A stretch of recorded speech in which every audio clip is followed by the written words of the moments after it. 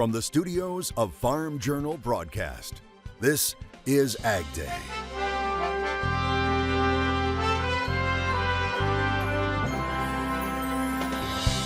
The debate over drinking raw milk. We have families that come get it in 5-gallon buckets. A look at what some say are its health benefits and concerns.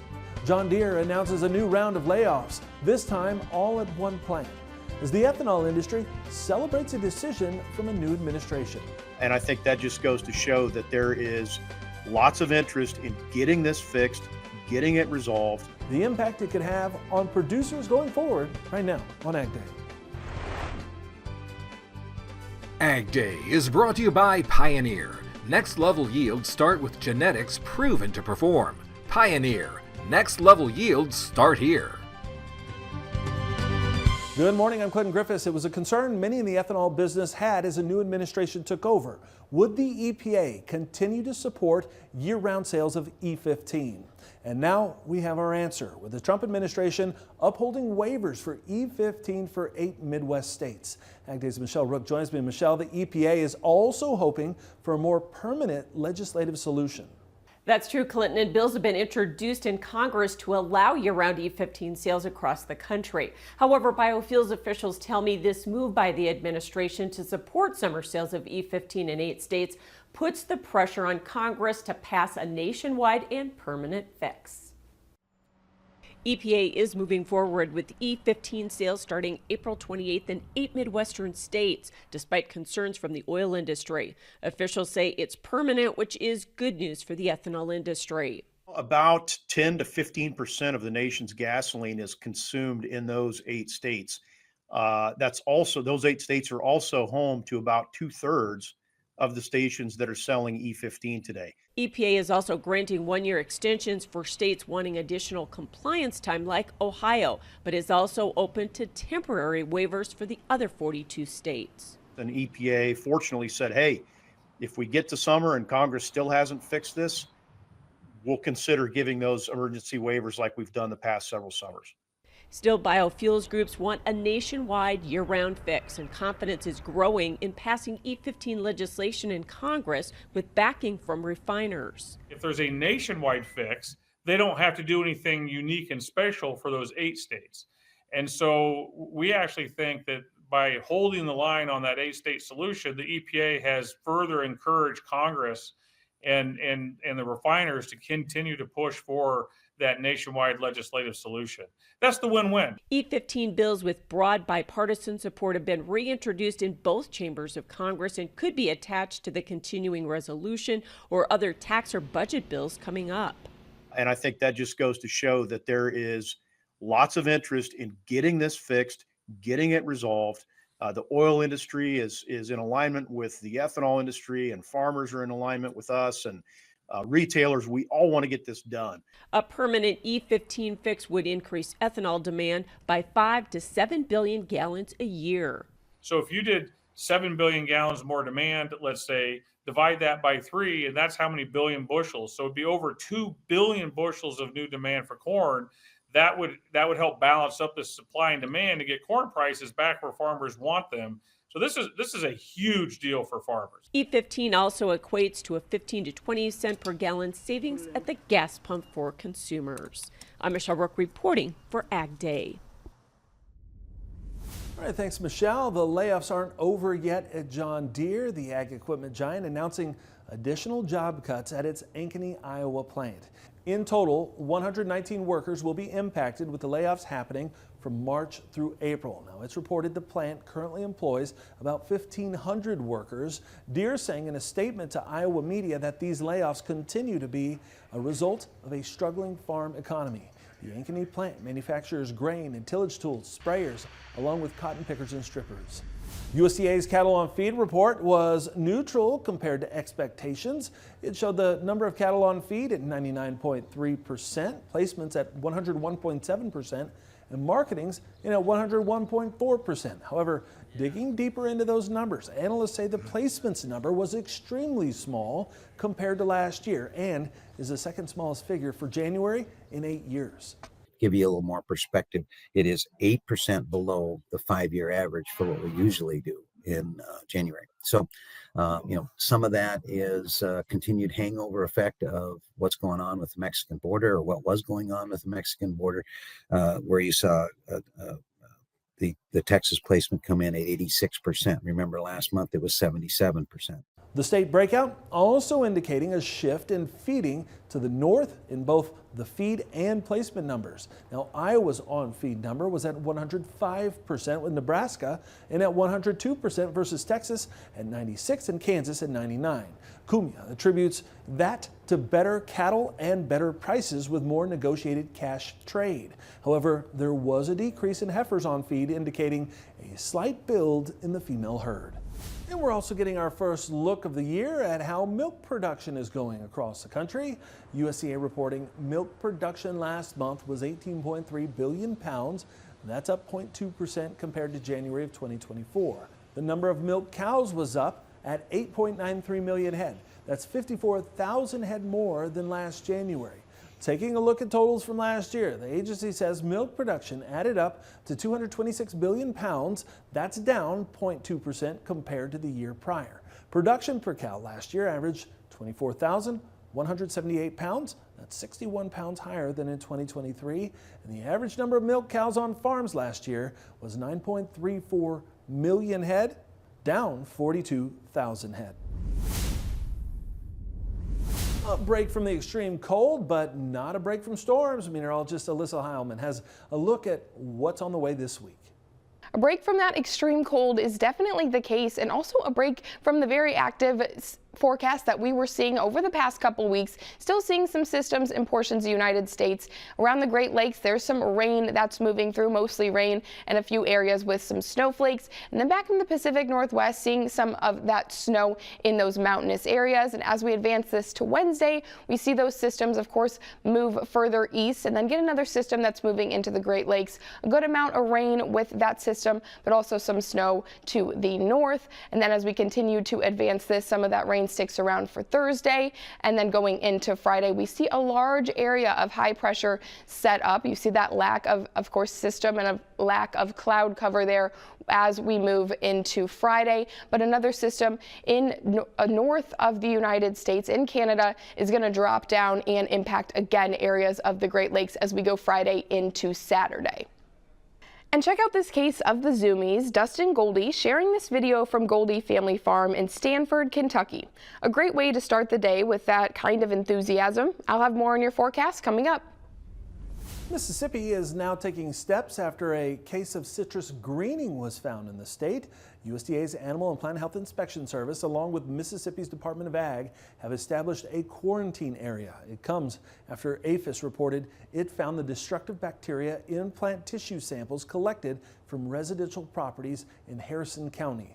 That county includes the Biloxi and Gulfport areas. The statewide quarantine restricts the interstate movement in order to prevent the spread of citrus greening to non-infested areas of the country.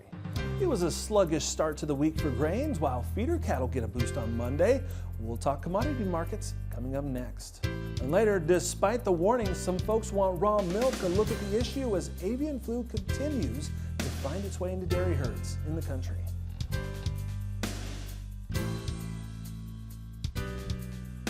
AgDay is brought to you by Germinator Closing Wheels. Germinator Closing Wheels provide quicker emergence and are more consistent in dry conditions than any other closing wheels. Order 12 to 16 rows today and qualify for free shipping or 20% off an end zone moisture management package.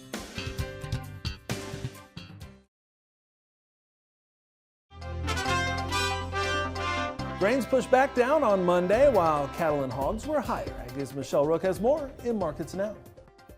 Markets closing mostly lower on Monday with the exception of the cattle market. And Naomi Bloom is joining us with analysis. We did see pretty good pressure in the grains on Monday, Naomi, and there was a lot of different factors, including end of the month liquidation. And are we concerned about tariffs?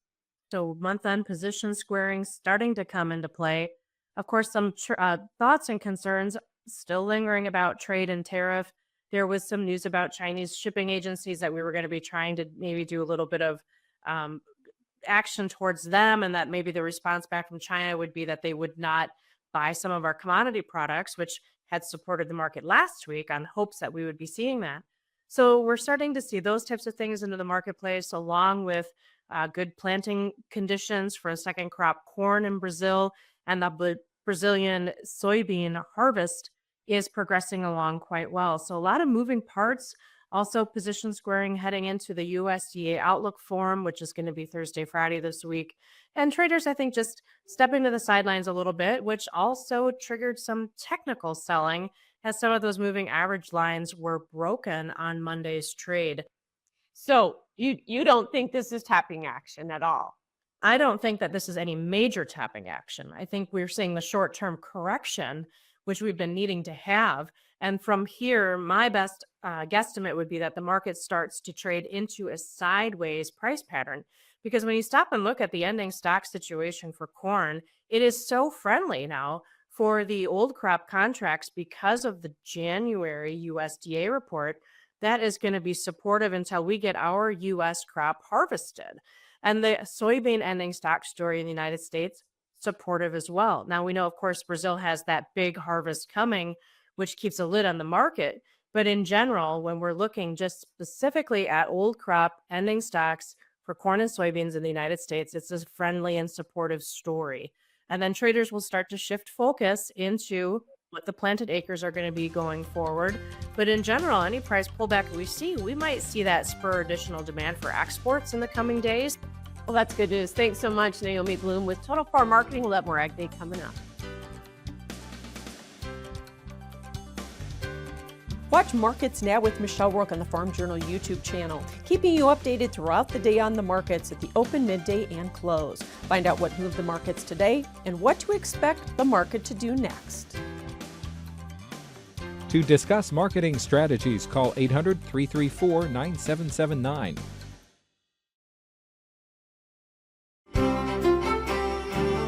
Temperatures are impressively warm throughout really the entirety of the United States. Seeing areas of the south with 80s in Brownsville, 82 in El Paso, 88 in Phoenix. But even as we get into the central and the northern portions of the United States, again, impressive temperatures for late February. Seeing 49 degrees in Chicago, 62 in St. Louis today, 58 in Omaha. And as we go overnight, of course, those temperatures drop, but still impressive for those low morning temperatures. Seeing mostly 30s for northern portions of the United States, 38 in St. Louis, 34 in Omaha, and some 20s, 29 in Rapid City, 27 in Bismarck. And then tomorrow, actually warmer than what we're going to see today. Seeing those temperatures, again, warmer than what we're seeing today. 53 in Chicago, 64 in St. Louis, and as we go to the Pacific Northwest, seeing 62 in Portland, as well as Seattle, 61 in Carson City. So seeing that warmth really throughout the entirety of the United States. Temperature outlook as we get into March 3rd through the 9th, seeing a large portion of the United States right around normal for those temperatures. And we're seeing on the West Coast below average temperatures, again, as we go to the West Coast and some portions of the Northwest United States. Portions of the South slightly above normal. That includes mostly Texas and Louisiana. Now turning to our precipitation outlook for that same time period, March 3rd through March 9th. There's a large portion of the United States that is wetter than normal. Again, out onto the East Coast, seeing that wetter than normal conditions that continues through the central United States and even into portions of the West Coast, including the entirety of California, and some drier than normal conditions down in Texas and into New Mexico. But again, a large portion of the United States going to see more precipitation than usual as we go into March. Buckeye, Arizona, high of 87, low of 50.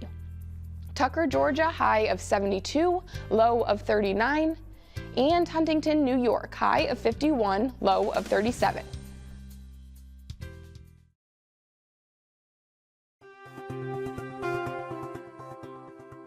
For more calorie-conscious consumers, the Dairy Farmers of America is launching a new product. Milk 50 by Dairy Pure is real dairy milk with only 50 calories per serving. It also has 75% less sugar than fat-free skim milk. It's available in original, chocolate, and vanilla. Now, the organization says each serving of Milk 50 has 9 grams of protein and 20% of the daily value for calcium and essential vitamins A and D. Milk 50 will be available nationwide at Target and select West Coast retailers, including Walmart and Albertsons.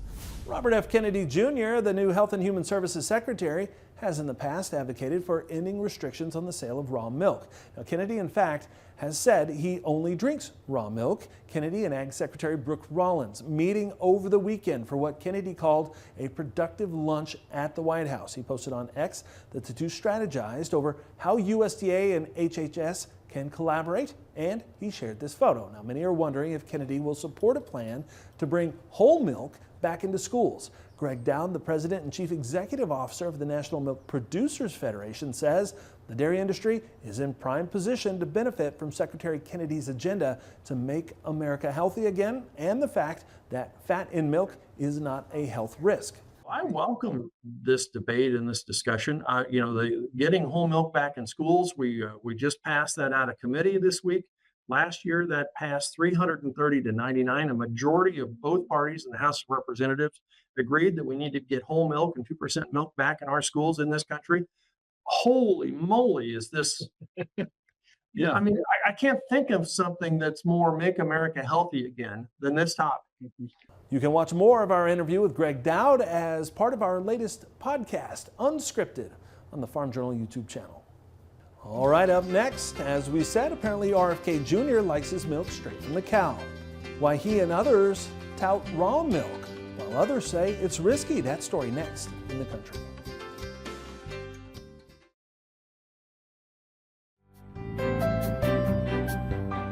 The push to drink raw, unpasteurized milk continues as some Americans focus on eating less processed foods. Now, the newly confirmed head of the Department of Health and Human Services, Robert F. Kennedy Jr., has previously touted on social media wanting to end the FDA's rules on raw milk. Previously, the agency called it one of the riskiest foods people can consume. As Lee Waldman reports, the debate comes as avian flu is continuing to impact dairy herds across the country. With his cows brushed and milking equipment thoroughly cleaned, We're ready to go. Stephen Vincent is ready to begin milking his dairy cows at Brookby Farm in upstate New York. These specialized machines collect approximately 300 gallons of milk weekly. It's then cooled and bottled on site. He and his wife Jamie sell it directly to customers in the family farm store. I just feel like people have gotten to a point where they want to get back to more natural way of living and eating. In the past few months, they say they've personally seen the demand for raw milk skyrocket. We have families that come get it in 5-gallon buckets. As bird flu becomes a growing concern, impacting dairy herds in states including California and Nevada, the Vincents are back to COVID-era protocols. The barn isn't open to visitors. We had to wear protective foot coverings, and the windows were covered to keep birds out. New York has started testing the milk for that. Farmers in New York, like the Vincents, are required to have a specialized permit from the Department of Agriculture and Markets in order to sell raw milk to people. It requires the animals and milk to be tested regularly. But the Vincents wish there was a uniformed requirement for selling raw milk instead of varying from state to state. Here, I have to sell it here on my farm. I cannot take it to a farmer's market to sell. Connecticut is 3 miles away. They can bottle it and sell it in a grocery store. On the West Coast, Bethany McDaniel buys her raw milk from a larger operation, Raw Farm, which recently had a bird flu outbreak.